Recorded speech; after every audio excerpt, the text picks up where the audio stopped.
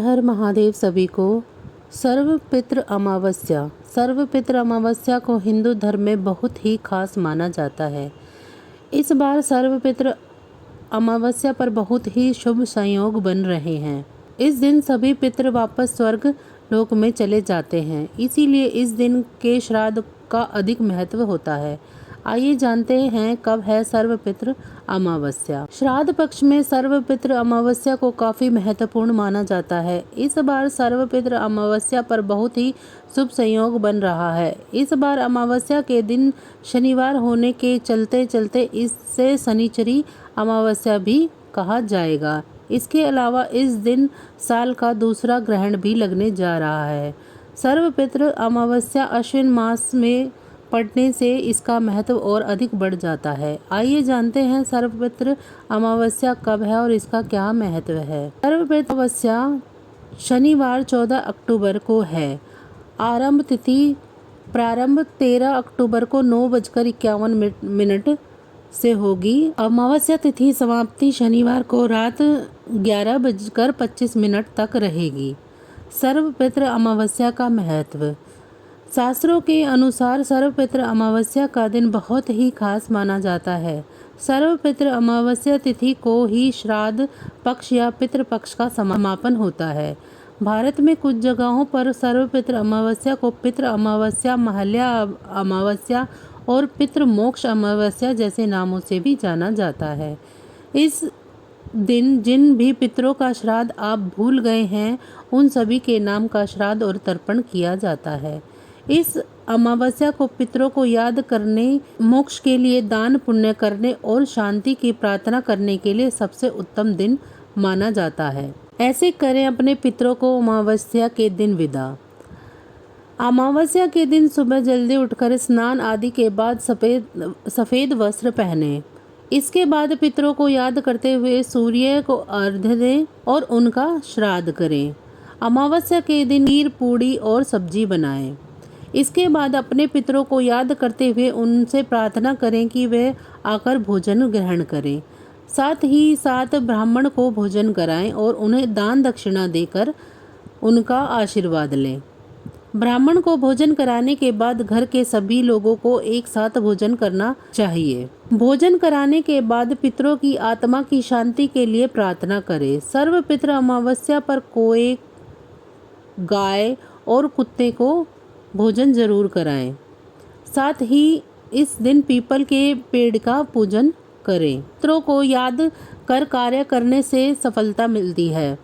पितृपक्ष में पूर्वज या पितृदेव मात्र अपने परिवारजनों की भावनाओं और उनकी मन की श्रद्धा से प्रसन्न होते हैं। देवी देवताओं अथवा पितरों के लिए अमीरी या गरीबी कोई मायने नहीं रखती। वे सिर्फ भक्त अथवा श्राद्धकर्ता की भावना देखते हैं। शास्त्रों में लिखी गई कुछ बातें इस तत्व को साबित करती हैं कि जिसके अनुसार पितरों ने स्वयं अपनी प्रसन्नता के सरल उपाय बताए हैं। इनके बारे में आइए जानते हैं विस्तार से। पितृदोष से मुक्ति के बहुत ही सीधे सरल उपाय हैं। बस मन में सच्ची श्रद्धा और विश्वास होना चाहिए। जन्मदाता, माता पिता एवं परिवारजनों को मृत्यु उपरांत लोग विस्मृत न कर दें, इसीलिए उन्हें याद कर श्रद्धांजलि का विधान पवित्र पक्ष में बनाया गया है। पितृपक्ष में पितृगण ही आराध्य देवता माने गए हैं। पितरों की प्रसन्नता के बाद ही देवी देवता प्रसन्न होते हैं, ऐसा धर्म शास्त्रों में वर्णित है। पितृपक्ष में पितरों को श्रद्धांजलि देने से न केवल पितृ बल्कि श्रद्धांजलि देने वाले का पूरा परिवार का कल्याण होता है। श्रद्धा से अपने पूर्वजों की स्मृति को ताजा करना ही श्राद्ध कहलाता है। पितृपक्ष में पितरों के निमित्त किया गया कोई भी धर्म कार्य, दान पुण्य कर्म व्यर्थ नहीं जाता है। श्राद्ध पक्ष पूर्वजों के प्रति श्रद्धा का महापर्व है। श्राद्ध आदि कर्म करते समय श्रद्धा विश्वास की कमी के कारण किया गया उपाय असफल हो जाता है। संस्कृत में कहा गया है कि श्रद्धावान लभते फलम, अर्थात श्रद्धा और विश्वास रखने वाला जीवन में शुभ फल प्राप्त करता है। श्रद्धा और विश्वास से ही किसी को भी प्रसन्न किया जा सकता है। श्रद्धा से अर्पण की गई वस्तु या भावना को पितृगण सहज स्वीकार करते हैं और संतुष्ट होकर आशीर्वाद प्रदान करते हैं। रामचरितमानस की चौपाई के अनुसार पक्ष में पितरों के निमित्त कोई भी कार्य, दान, पुण्य कर्म करने से पितरों के आशीर्वाद से जीवन फलता फूलता है। देवताओं से पहले पितरों का प्रसन्न होना सुख समृद्धि के लिए हिंदू संस्कृति में अनिवार्य माना गया है। श्रद्धा से ही श्राद्ध बना है। पितरों की तृप्ति के सरल उपाय।